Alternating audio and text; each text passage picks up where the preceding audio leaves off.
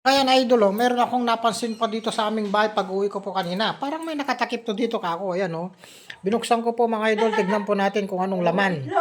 Suspense idol. Makikita po natin kung anong laman nito. Kaya namangha po ako kanina eh. Yan, 1, 2, 3. Ayan ang laman mga idol oh. Itlog, dalawang itlog mga idol oh. Ah. Yan. May dalawang itlog po dyan. Yan, kunin natin. Tapos dito, may kasamang hotdog. Ayan mga idol, prito.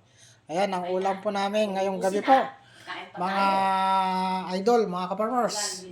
Ayan, ang ulam po natin. Luto ni Mrs. Diba?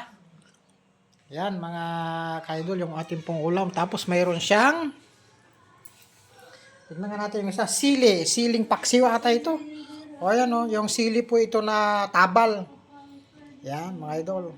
O, harap! Yan po ang ulam po namin ngayong gabi, mga kaparmers, mga idol.